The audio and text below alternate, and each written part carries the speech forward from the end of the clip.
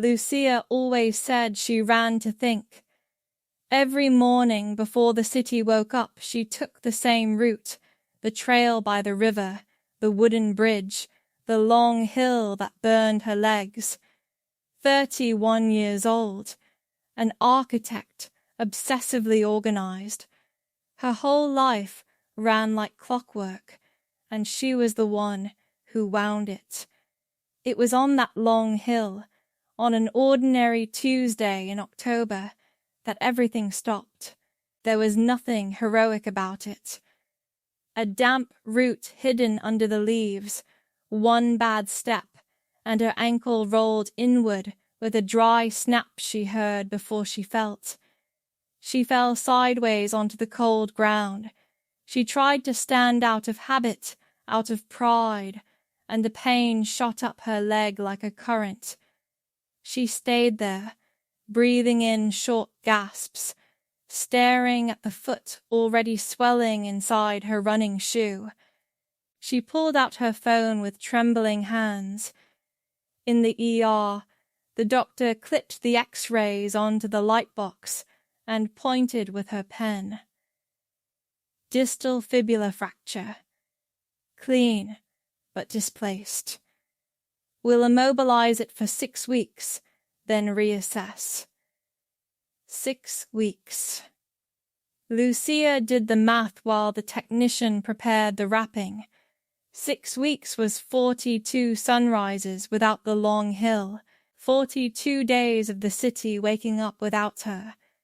The cast rose from her toes to just below the knee, layer over layer, warm at first, and then hardened into a white, impersonal shell.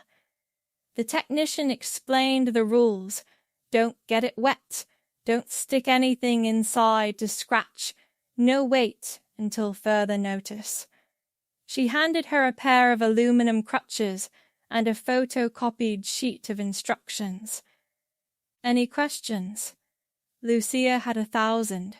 None came out. She just nodded. The first night home, she understood that the problem wasn't the leg. It was everything else. A glass of water became an expedition. You can't carry a glass with both hands busy on crutches. She discovered, frustrated, that she had to set the glass down, take 3 steps, come back for the glass, take 3 more. The kitchen, 10 meters from the couch, was now as far away as another country. She sat on the edge of the bed and looked at the cast propped on a cushion, that white, foreign object that was now part of her body. She felt something she didn't recognize at first, and then identified with discomfort, dependence. She, who prided herself on needing no one, that night she barely slept. The cast was heavy. It pulled, and every time she wanted to turn, she had to wake up fully to maneuver the sleeping leg like moving a piece of furniture. The first real disaster came on the 3rd day. The shower. She wrapped the cast in 2 trash bags and tape, like she'd seen in a video. She sat on a plastic chair she'd put in the tub. And even so, halfway through the operation, she felt the cold thread of water sneaking past the edge of the bag. The panic was absurd, out of proportion, don't get it wet, but real. She finished showering with her legs stretched up in the air, twisted into a ridiculous position, and when she got out, she looked at herself in the fogged mirror, hair a mess, red from the effort, clinging to the towel like a castaway. And then, for the first time in 3 days, she laughed. A short, tired laugh, but a real one. What an absurd picture. How far she was from the woman of the perfect clock. Something loosened inside her in that instant. The following weeks taught her things running never had. She learned to ask for help. Her neighbor, Mrs. Ortiz, whom in 2 years she'd only ever nodded at, started ringing her doorbell with a plate of food because I cooked too much.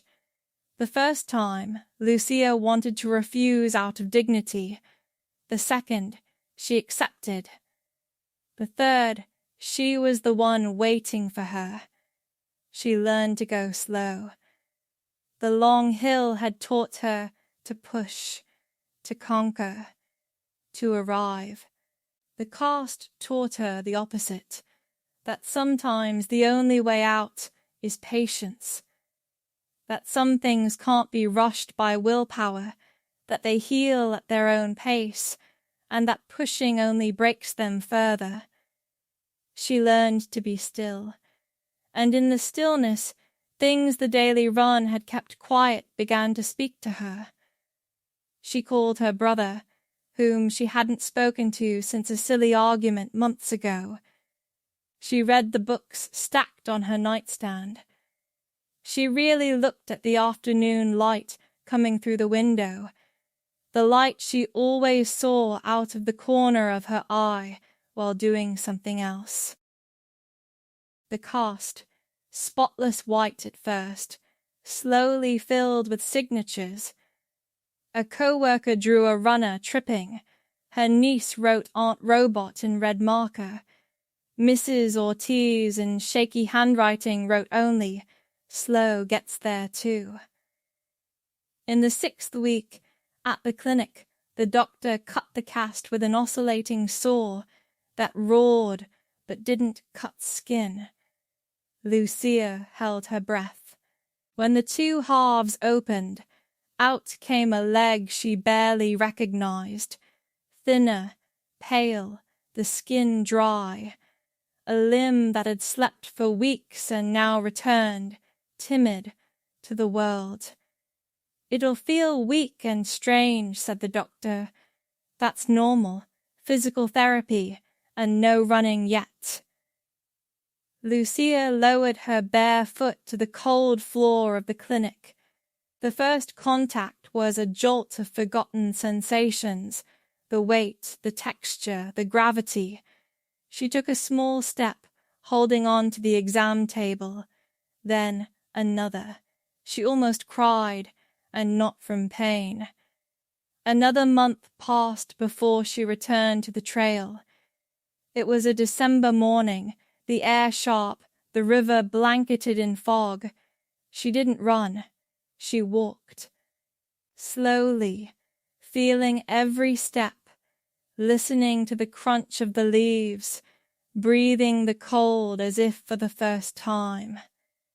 She reached the foot of the long hill and stopped. She looked at it for a while. Before, it had been an enemy to defeat, a stopwatch, a record to beat. Now it was just a hill.